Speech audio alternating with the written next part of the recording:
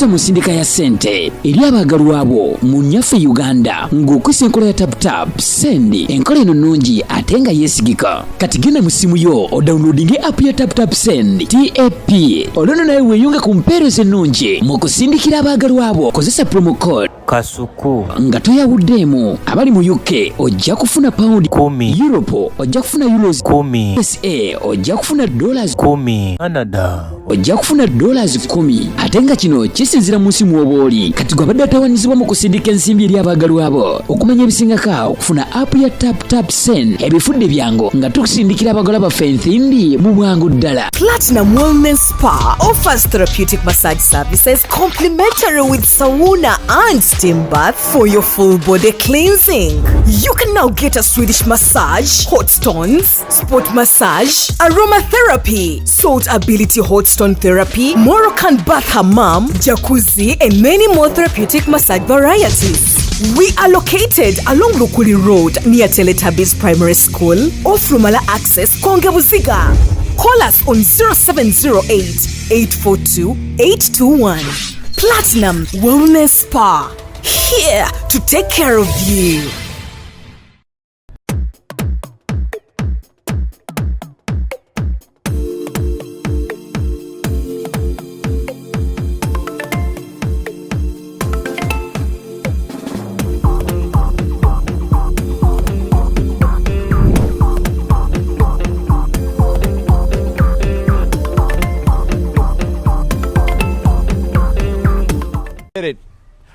Welcome to to yet another edition of Kasuku Live.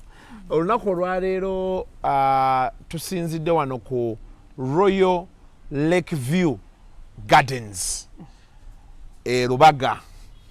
Bw'ova ku Popopo gye vayini yeddako Kaliita eno si bus park ya Kaliita. Actually bw'ova ku bus park ya Kaliita, after Popopo bus park ya Kaliita kirisi kye kikirira ku Miracle Center wano ewa Pastor Kayanja Royal Lakeview Gardens wetuli. Bamu ku bantu bafa bagenda okubanga bajja on board wiki ejja nga mmaze okwogera nabo bulungi buli kimu kiwedde. Ngenda kujja ntushutingirewo ne Jenkins ne Sendi tubalambuze ebifo waggulu awo ze room accommodation waliwo abapangisa abagamba basulawo mwezi mwaka. Wabaawo naffe abajja short ne long. Waliwo aba short, waliwo n'ab'okusula. Abantu babiri banjawulo then ne bali. And of course wali balina terrace wali ennene obeera olaba bulungi Lakeview. Then wansi bbaala. Musajja yazannyisa akafo kano mu by'okusaaga. Just kati tugenda simba muddo wano. Tumale gino emikolo mu January Feb tusimbe wano wonna wabeerewo omuddo. Zidde okunywa kafo kalungi ka hide out mbadde sikamanyi ate nga wali mbadde nga nzijawo era kati kendabye wano ngenda kubeereranga ddala wano ofuna ojja n'oshooting kati. Mariam, can we tour the rooms after here? Yes. Anyway, Chamani, like we're talking about the place. Yeah. Like I was trying to bring something that some places are feminine and some places are masculine.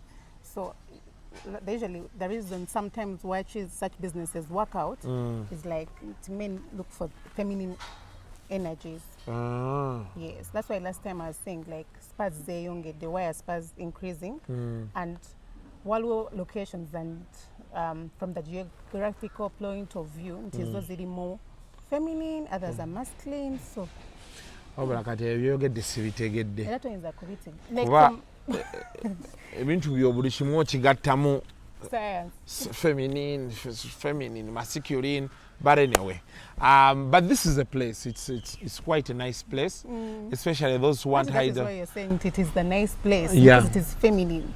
Mother Nature, the green, everything. It's copacetic. Senga wayogedde ekyo naye onziziza eri feminine nga feminine sibitegeera byonnyinyo nnyo. So calculated like the science of it. Okay. Now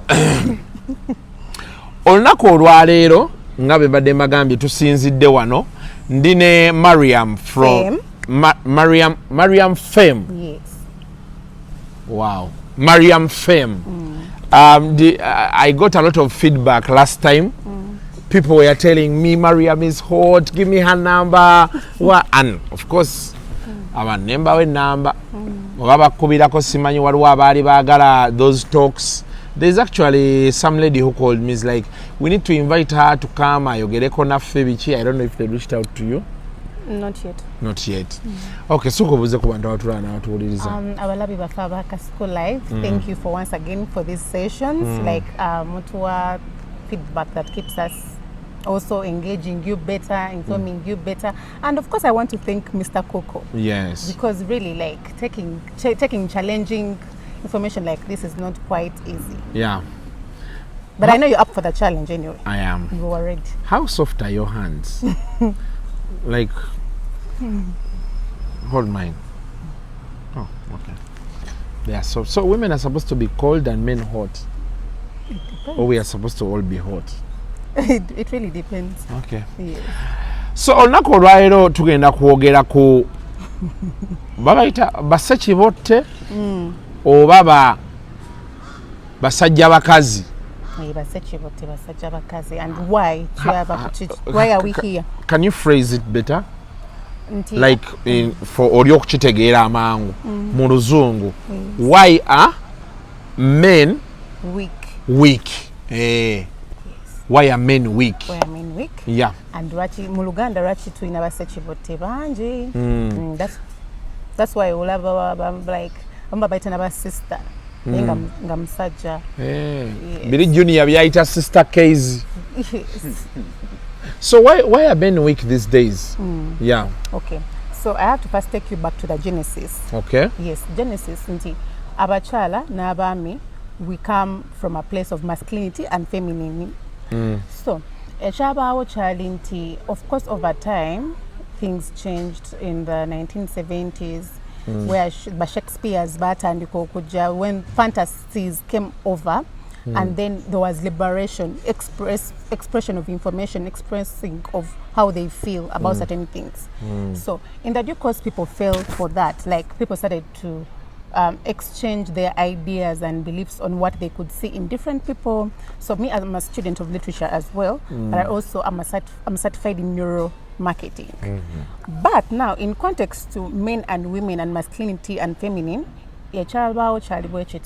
nti omusajja okuba nti tubateekako labels ba alpha men ne ba beta men. Alpha man yono like you knock yourself on walls okola ensobi as a person, as a human ng'ojja okula. Then as woba ozikola ogenda where you bula and then you start to become firm on what is true for you. Mwe muba abantu nga ba Michael B. Jordan, mwe muba abantu nga like when you look into sports you will see people like Messi, like they were LeBron James. Yes, they were prepped to be that. Like they had the right people, they had the right mentors in their course of life and their course of careers. Even in business, last time I spoke about Elon Musk. Then of course I spoke about there are people who have also been like globally so significant, even in their passing to Chabo Gerako, you see the reference of Tupac. Then of course in Islam on our side we talk about the Prophet Muhammad, peace be upon him. We speak about Umar. Then one in Uganda wenyini watuina Bobby Wine, like abantu they became different. They stood for something different, and then they became they became something of resonance. Kubasajja abamo. Then tuina Paul Kafero. Era wolaba obuyimba bwe they invoke certain emotions in a man. Yeah. Like one of my favorite songs is Galenzi Mwe. Yes. So it resonates with certain people. Then it is the end of suffering, it is the opening of enlightenment. Okay. But of course we cannot say these things that to get like the essence of what a man is here to do on earth. So what today masculine and feminine. So on the side of masculine, men are meant to be freed. Like they are meant to be freed in their authentic self. But like they express and lead us in different walks of life, especially in marriage. But if they're stripped off from that freedom, they become weak men. They become barely blue pill when I get a call by Will Smith. They Bolabant like anything, go for a business deal or a movie deal, they can sell themselves on their values just to kuba ko kyababa isawo. So no wabeerawo bana bagamba nti no nze nja kuyimirira ku kigambo kyange, I can lose this deal, but I know I will do better. I will do better for myself because aba suffering ze konga labi ense mukubye for something they believe in. Yes, for something. Tiye mugumu kwegamba alpha male law. Yes. Chibuli wali wonna. So no abawo one in of course one it's very hard even to point out alpha men, but of course we have one like Kabushenga. Robert. Yes. Remember his interview when he said I lost it all and I became humble, and now he's in his essence of end of suffering, he's enlightened. So omusajja ono wabanga like waba akula azimbibwa ku environment information. And information is quite important. This is how information works. Nyagerezanga ku URSB mulimu ba regulators tikwe. So ngenda kozesa product ya mineral water. Mu URSB mulimu companies of course aba manufacturers tuinamu Renzori, tuinamu Nirvana water, Waste water, Aquafina, like so many. Naye waliwo agamba nti I'm loyal to Renzori. Waliwo agamba nti nze yaketi nsobola okumunya at any time given day. Waliwo nagamba for my status I can only take Renzori. So you get to realize that information is also packaged in that sort of way. That what you think and drink and is information. That's why we are in a disruptive market. That's why even to be so they seem complicated, but it wasn't that way. Like men are meant to feel like they can't even recognize themselves because the information they have now, it has created belief. So that belief, take in a place of conformity, that small box that everyone has to be in that box. Yes, like omusajja toyina kufa na muchala mulala. Like you cannot be you cannot be freed. Now, as they're making these men to look and feel in a certain way, things are becoming hectic for men. And men are suffering. Do you know how to be the younger men? Most men don't understand like a man is this. They're just telling you a man has to be like this because of information. Information egenze ekyuka. Yes. Naye kati ekyo tukiblaminga kumwe abakyala because mupushinze nnyo women rights kati abavubuka abasinga bakuze bamanyi nti omukyala balina muyisa bwe batyo kati information ku bakyala etambudde nnyo ate ku basajja neetakola ki neetatambudde nnyo. They are suppressing their masculinity. That's why they are addressed as weak men. So muvamu ba Andrew Tate, the one I spoke about earlier, ntinze sagala kumanya man ne bamusiba nomusiba like neromani and bamutekako ebisango but he's like no, I have to stand for what is for me. Yes, I will fail, it's okay, but I can do better in my truth. That's why ennaku zino waliwo kyabayita emotional intelligence nti as much as I might be right, I have to use now emotional intelligence in order to make someone understand. Information has become so rocket science, like people don't understand who a man should be, who a man should behave, how a man should address himself. Things have become on the expense of raising the woman. At all costs, a woman has to be above the man. But it's not right. It doesn't work. A woman can never be above a woman. Never. A woman can't be above a man. It can't happen. Why? We are meant to be led by men. That's why tuina basechibot ticket. Nti omukazi omusajja akkiriza omusajja amukulembere. I mean omusajja akkiriza omukazi amukulembere. Atajjukira for what obukulembeze. You give us too much power that we don't know how to use it. Yes. Okay. You give us so much power that we don't know how to use it, and because information is also putting us in reckless situations, and we end up losing our families, we end up losing our marriages, we are becoming single mothers, we don't have safety. That's why gender-based violence is on a rampant. Because they have stripped off of who the leader is supposed to be in a family. Kati omukazi olufunamu ku busente n'atandika okugaba amateeka. Yes. Kino tekijja kukolebwa b'ekiti. Kino kati omusajja n'agamba owaaye kanviire omukazi kuba eri egoye temukiriza mufuga. Yes. Naye kadale tulina bangi abasigaddeyo. Yes. Bebawasizza. Because now they are weak. Beba sechibote anti kati betulina. Beba sechibote betulina. Beba yes mama. Katolosi, the downside of that, it doesn't strip off. Yes, you're stripping off the male's masculinity, but how things turn up is that men also, they start to use drugs to suppress that masculinity. They start to use alcohol. You find alcohol everywhere. It is to suppress the man's masculinity because alcohol is a feminine product. That's why you find people like Donald Trump, like who say, if you've never tried alcohol, never start it. Because they know. And they're the entrepreneurs. No sanganga basaja, like, you look at Ben Affleck, you look at Omgenzi Radio, they were so creative, but they were stripped of their masculinity. Because alcohol. Because now they have to supplement that like their rightful power, and they have to use alcohol to suppress that. And sometimes if it goes overboard, like they beat up women, so they use alcohol as an excuse. Yes, to suppress. To move into this world of fantasy and what? Yes. Kati bw'akomawo abeera awulira nti now I'm man enough. N'alyoka akuwa ebibyo. N'akuwa ebibyo ebyamangu nga takuliisizza. Ate ekivaawo ne bamusiba.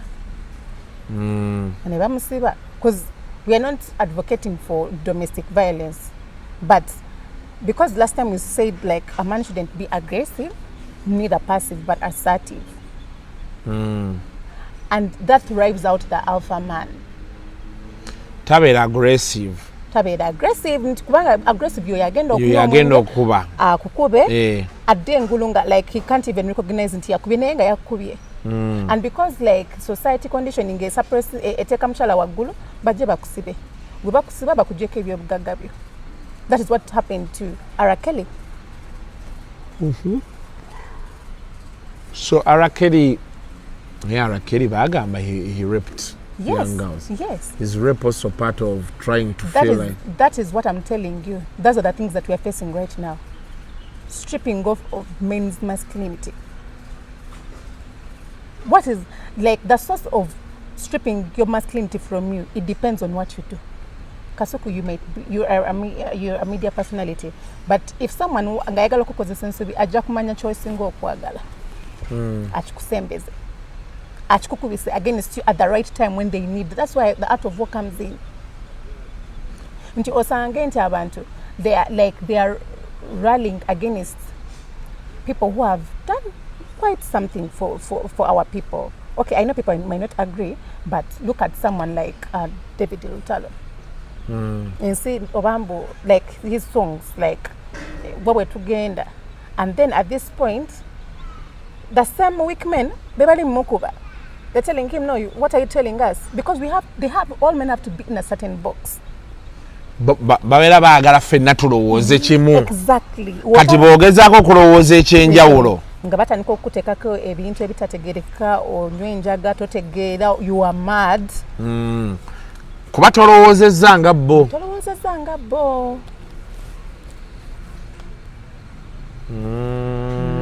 Tolaba omuntu nga ono omwami yanone yayimba emikwano tujagale kitono abantu no, this one of like obuchayi bwaliwo kuva dda Mayinja. Yes.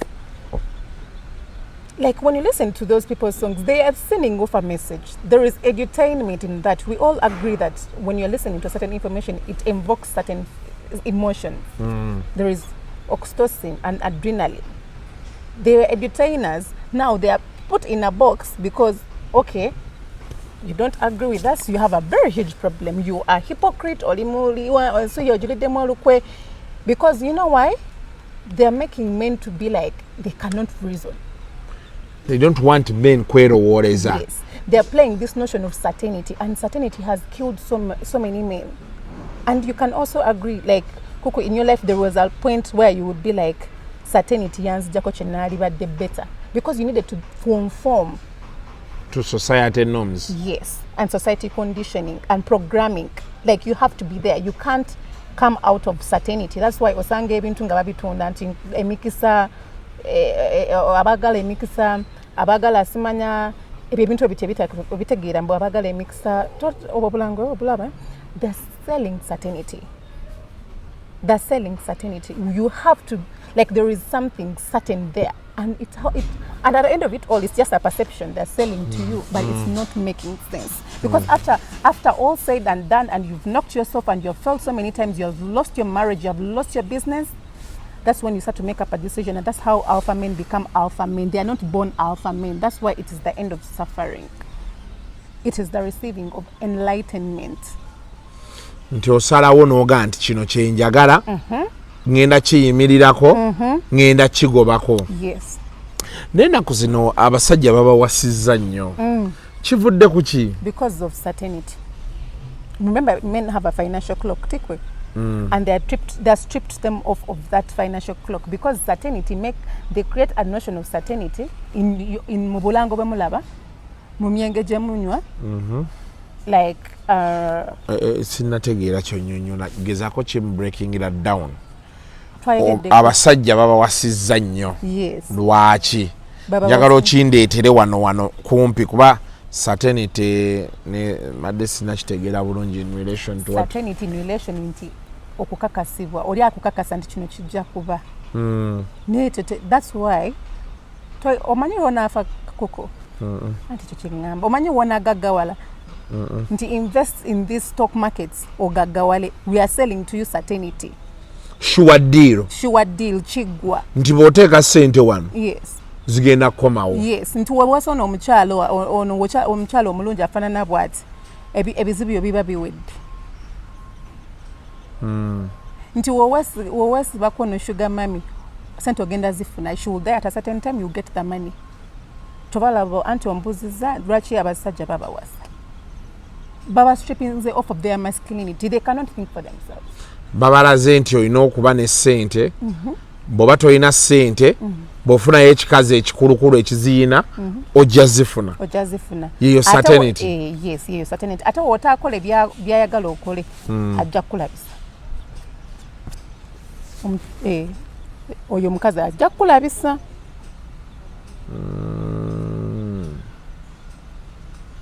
Wamala okulabisa akuswaze society etandika okulaba nti gwe totegeera wavaako. You can't, like, who are you? Tutandika okujajinga kino kisajja kirabe nno kino tekisobola nakubeerawo na mukazi. Tayinza nakuyimira ku magulu ge abiri akole a certain decision. So basically for you think ensonga lwaki tulina weak men is because abasajja bangi ennaku zino tebalina lo yeesalirawo. Batambulira ku ntoli za society. And you cite a very good example of social media. I think gye wabadde ogezaako kugendako nti omuntu social media ekuforcinga okukkiriza ky'otandikkiriza olw'okuba bo abasinga kye bakkiririzaamu. So how do men overcome this? Never standing on their own now. Like in today modern times. Thank you. So this is the example of information. We are products of the information that we take in. So analyzing the information, Jowakulira, your father, your mother, the schools you went to, degrees is wafuna, because all that is certainty. Like there is a notion of selling a perception. We are selling your perception. You know, I'm certified in neuromarketing. I'm behind those brands. Faba kutunza certainty. To woteka wano sente zo zijaba. Ngena kufuna kino. Wogena mu betting no gamblinga certainty nayo weri. So kati tulina kuddayo ku drawing board and you find your authentic self. That is where I come in. That's why I come in for the men, because I know I'm a mama cab. I give birth to children. I'm not a feminist. I'm not a manist. these things of making us clash, like if you're not on a, like it's not working. Now that we know it, we have failed, let's go back, because also success comes from failure.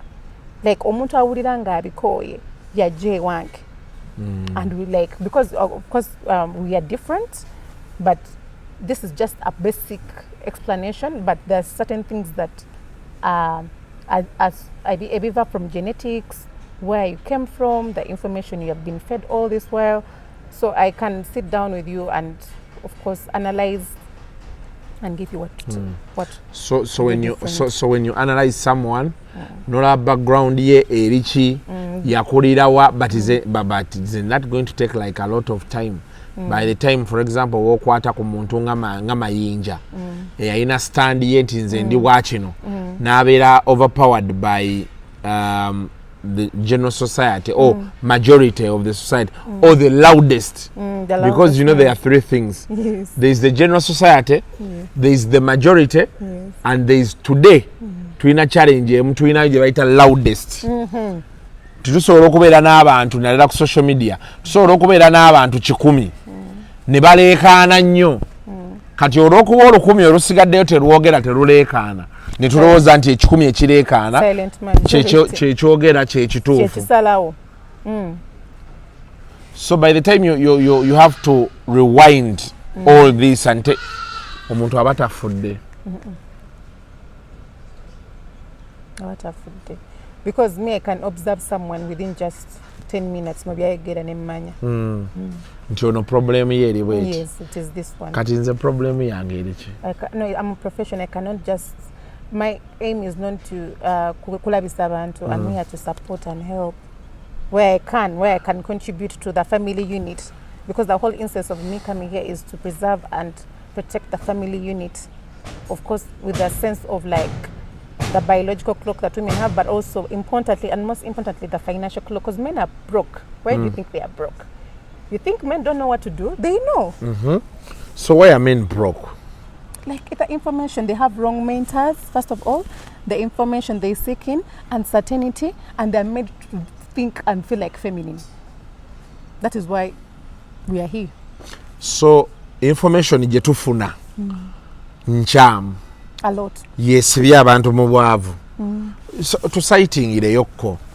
Cause information kamuwe kati. Just omuntu ali eri okufuna exact picture kyagamba. Kiki ekisinzo siba abasajja mbavu. Nga mukola ne sente tezikola ki? Teziwera. Wow. The thing is like information is broad, but me to bring it in indefinite. Twina generations, twina baby boomers. Twina bano ba millennials, ne ba Gen Zs. Naye esinga okuba n'obuzibu bye millennials. Because millennials, they are 1880s babies to 1980. 1980 to 1997. 97 years. Yeah. So ogwamulemba gujjukira gwajira mu liberation. So many things tech came in liberation, even the tech bubbles, Jeff Bezos, so many things, agriculture, so many things. So they came in an era of information, bazalibamu era of information, and that made them. And of course, there were liberty of education sectors. That's why you go to school, you get a degree. So they came in the liberation era. Yes, they came in the liberation era. That's why they are suffering the most. Even at work. In fact, until they are self-employed, abasinga, but they are not. They are not. That's why even when they're laying, like, because for millennials, it comes in a way like they look for impact. When they come at a workplace, they want to create impact. But their bosses tell them, no, you have to do this, you have to think and behave a certain way. And if they don't conform to that, baba go back to So kati bano ba millennials, bachari a bit old school. They're not old school at all, but they are in a disruptive sense of information. No, like what I'm trying to understand from you, that people who are born between 1980 and 1997, bachalowooza kuba nti tulina okujja mu ofiisi, buli lunaku tulina okwambala amasuuti, tujje tutuule 8 hours, tukole Yes. tunyuke tugende eka. Yet millennials are saying I can put on my shorts. Gen Zs. They are saying I can put on my shorts. Nzijidemo vest. Tekiwayi kinetagisa kuba sigenda mu kamera nti obachi. Nzije ntuula oba nsobola otuula eka. I design artwork here. Yes. Send it to my boss within 30 minutes. My day is done. I get paid. Nanyumyanga nawe. So that is what we are trying to say, a difference area. Yes. And a reference from Jack Ma, Yagamba, yesterday was bad. They were boomers. But boomers, they were bazadde baffe. Be bazadde baba millennials. So my papa is a boomer. Then me am a millennial. Then kati gwe Gen Z. Gwe Gen Z. Only 99 2000 no kudeno. Kati so, mindset ze zitusumbuwa. Definitely. Kati ate ensi etambulira eno mu Gen Z. Kati ate Merini aganye okuadaptinga Gen Z. Kati ate Gen Z namutwalako omulimu. Kati beba neeraba osanga eri downtown ye nga akyalowooza nti mwowino nina situula ku mudaala. Gen Z akuba bifaananyi bya ngatto n'ateeka ku mutimbagano. Kyekyo kyennyini. Kati n'abanga ye akola ngono ow'omudaala takola. Uncle Ronnie, okitegedde? Toli millennial, oli Gen Z. Nekera ebintu by'ekisiro. That boy is an idiot. Huh? I was referencing from Jack Ma. Yesterday was bad, baby boomers. Today is good, baby millennials. They suffer the most.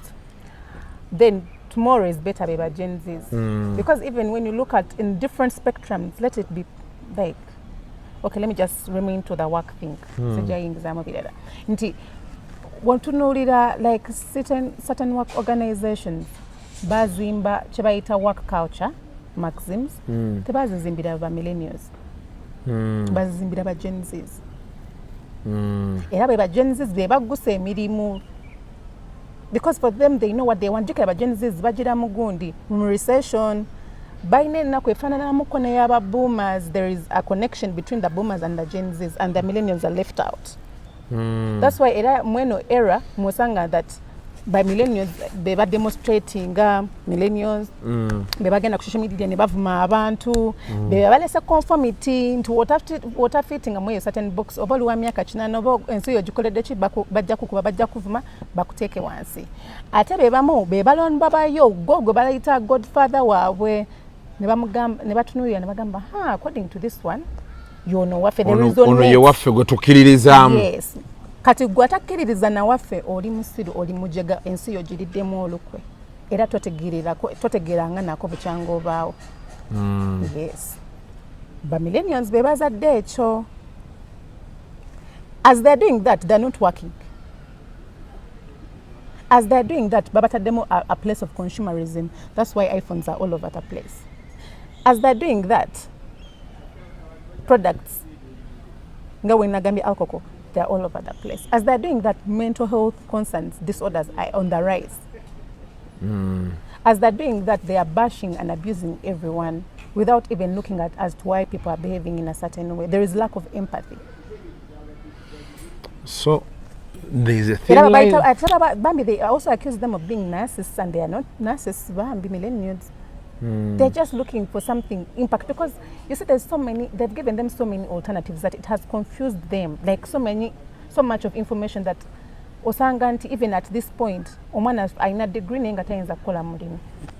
So millennials, from what I think from your explanation, millennials are stuck between the boomers and because they were born as the boomers time is winding up. Ne bagikuliramu. Then ate ogenda okufuuka nga ba teenagers nga ate tuli ma millennials, so ne babeera wakati awo. Kati bano Gen Z yo edduka kuba bo bazaalibwa mu time nga tewali confusion, tewali ki, buli kimu kiteredde. So bo be bano batuyita ab'ekyejo, tebaagala mmanya, tebakola ki, bo ekibakolera mu bwongo tebakola ki, be basinga obungi. Kati ne tubeerako naffe ba millennials. Nakulira mu kyalo e Masaka. Nembeera bwenti ne bwenti ne bwenti. then along the way nenzija mu kibuga be baliwo abakyanyumya nti nenva mu kyalo bajenizi bazaaliddwa wano. They are smart, very intelligent. They are very smart, they are very intelligent, they are taking over in good and in bad. They bakola zi hacking like katinaku zino zi companies, the banks zikaba nti. Okay, tezikaba techibalaga, but of course from the reception of nti abantu baba bus centers zaabwe abagezi banje. They are not going to just sit there, they are going to look for opportunities. As millennials are making all those excuses, tulindo naja tuyambe yagenda tununula atoli yete tukwatagana naye. Bano ba Genesis bo bagenze dda maaso bo tebafaayo nkusese kyo Museveni agamba abazukulu agamba ba Genesis agamba mu ba millennials Museveni kwesiba ko bazukulu kuba fe abandi badde abaana be ndowooza atulaba tuli mu kajanja kenyini ekitegeeza kati ekitegeeza kati ffe bulijjo ffe abatategeera Museveni kyaliko. Yes. Yayogera ne bali ffe yatujjako ddengalo. Even in the US it's the same thing. In the US Biden like the left wing. You can be certain way by millennials. Then on conservative republic and everything on what Trump nedda ffe tulina ogendera ku kino like they are organized. So ne wano omukulu atugamba abazukulu nze ndi ku abazukulu bange oza bagamba mmwe muyabajjako emikono because muli in a life of bubble, like muli in a fantasies, information movies zemuzenga mulaba ebintu byemuzenga muwulira. You so taken up, the education system is so broken. Kiva abana bakola courses ate n'abaana babagamba nti teziriiko. So millennials are really like, it's like, I don't know, it's like they've made millennials to deliberately be like fictions, non-existing people. But there is a solution for millennials. What's that? Consciousness. What's that? What's consciousness? That is where the alphaness, in context of like, Biwuri I failed here and there. Now I'm going to take reasonable steps. I'm going to stop the excuses. I'm going to do better for myself. I'm going to stop drinking. I'm going to I'm going to get clean. I'm going to stop using drugs. I'm going to go to the gym. I'm going to go get a skill and do better. You're spoken about the gym. Poza ngami mundichi? Copacetic. Yes. What's that? You excellent, like you organizing yourself in the right direction, like by your physique. Looking so good. You like me like this? This is now nice. It's nice. From where I was before. Because you're not going to get lifestyle diseases. The pressure, scarly, ulcers. Yeah. Mentally, we're not going to bear with mental agility, because whenever you go to the gym and you're exercising, you are giving yourself discipline, the will to go through that pain, excess. Yeah. Well, so that is the medicine for millennials. So before we started, she told me, Kasuku, you are copacetic. Yes. With that look, she was like, Kasuku, you're copacetic. I was like, wow. Ne achinyonyodde kati ne nkitegeera ne mmanya nti abantu gye muli mwepika mbalaba, but move slowly. Kiri highly important. But anyway, I think okukikusamingira apo gwali eyo naddala abamu abatategeera luzungu kati bagenda yombo mukazi akozesa oluzungu lungi luli yayogera oluganda leero waki yeesibye mu luzungu. Ensonga waki tulina abasajja abanafu yasayitinga nti kiviiridde ddala ku nkuzibwa abantu gye bakoziddwamu ne information gye balaba oba eriwo etambula. Yes. Nti kati abantu abasinga guno omulembe bakoze boogera omwenkanonkano, women's rights, simayo omusajja, it is okay for you not to be so hard, not to be so rough, you know, information etambula. Kati abasajja abamu ne tukulanga eyo ye mentality gye tulina maama wo ye yakukuza. Kati gwolowooza kiryoko omukazi okubeera nti asobola okuwasa n'akulabirira kuba maama wo yakola ki? Yakukuza. Kyekiviiriddeko abavubuka bawasa n'abeerawo ng'ayita mami nga tewali taata. Kyekiviiriddeko abasajja okudduka kuba maama we yamukuza n'agamba ola maama yankuza n'abo balina maama waabwe ajja kukola ki ajja beekuliza so I want to think nti ogwali eyo alaba osobola okuddayo n'orevisinga n'olaba kiki ky'owulira kiki ekigenda mu matuugo kitegeeza ki era kikuyamba then n'olyoka okola assessment nkyuseemu oba ngende mu maaso nga bw'obadde ng'oli awo toyagala ku reasoninga you don't receive positive criticism oli awo mu babo nze saagala kumanya era nze kasitona agamba ono tasobya kyakola kyenkola like as if you don't have your own brain kwegamba ebyo on Twitter you use which names? Dula Mariam Fame. Dula Mariam Fame. On X, which was Twitter. On Facebook. You're not on Facebook. So what do you use? You only use Twitter? Twitter, yeah, because my audience is majorly the men. Yeah. So, and Twitter is a masculine area. Form of communication. And then in your budget Snapchat, yeah, feminine. So you're not on Snapchat? But you're on Instagram? Yeah, I'm on Instagram, but purposely for following up and, you can get me on Twitter, my number, WhatsApp. Yeah, what's your number? 070 21 99 455. 070 21 99 455. 455. Nakala kembadde njagala okuyisaawo. Okay, tuli mu mulembe yesu gwe abasekibote, but I know they can do better if they choose. It's all about choice. Kyobala nadde ngamba wali certainty biki, you have a choice. Tobeerawo nga like eva gwe bakusalirawo obusalizi. Kati in the Islamic context tuyina gwe bayita Masihi Dajjal. Of course oyinza okukwata mumanyi naye omumanyi mu Bible, mu Revelations, the false god Antichrist.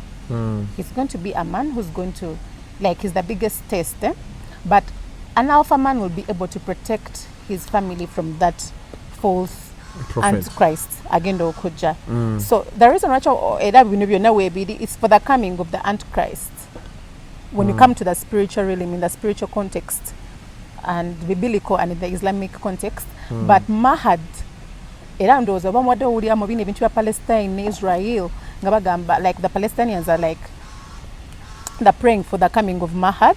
So Mahad is going to be the one who's going to end the war. That Antichrist. Masihi Dajjal, of course, as they in regards of Mahad yagenda okomya injustices ezigenda maaso. Yagenda okomya injustices ezigenda maaso. Agenda okomya the Antichrist is the Jesus. Fego Twitter is so it goes back to information because for Jesus tumukkiririzaamu, by the way. Yes, Jesus yagenda okulwanyisa the Antichrist. Then of course we also accept that Mahad anatera okujja yagenda endinga these wars as happening ezigenda maaso. But of course bino ebintu bajja bibagamba because they want you to keep on playing their drama. Yeah, but that is all in context. So are you really, if you're calling yourself an alpha man, if you want to be better, if you know when that time comes, will you be able to protect your wife, your family, your loved ones? Will you stick to the truth? Because in this quest of alphaness, that's why these wars are happening. Why do you think people are dying?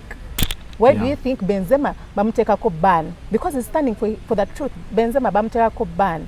Wona babe bataddeko ban. This cancel culture nemujirwanira nemujitambulirako nemulowooza nti abasajja tebategeera because social media and media is making the alpha men to look and be in a certain way.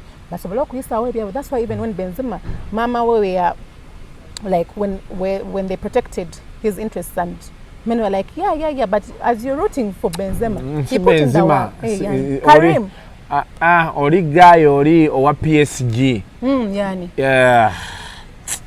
I forget his name. He's not Benzema. Sorry. This is called guy yali mu PSG mu Morocco. Yawukana ne mukazi we ng'agamba nti ye buli kimu tekiri mmanyage kiri mmanyaga maama we. Hakimi. Era? Yali erinnya eddala. Akraf. Yeah. So ne bamuteekako ban. So I want men to be there nga bamanyi nti this society, this programming is to fight the men and to make the woman on top. Yeah. Naye ekirala omukyala abadde yaŋŋambye bw'asoma ennamba eno bannaye tubeere ku bizinensi waliwo eyamuweereza obusolo loola ennamba okitegeera you sent your nude pictures to her nga bw'omugaa nti ndowooza olaba kyojjako please abantu bano bwe tubaleeta wano tusigale ku bizinensi then of course bw'oba osazeewo nti oyagala mukwana there is a better courteous way you can do it tokanyuga bukanyuzi busolo bulundi gumu mu inbox ya muntu isn't that uncouth? They're very disrespectful. And those are the millennials. They're all about fantasies, drama, movie, even in reality. That's why they even have so many issues in bedrooms. Until next time, mwere bulungi mweraba.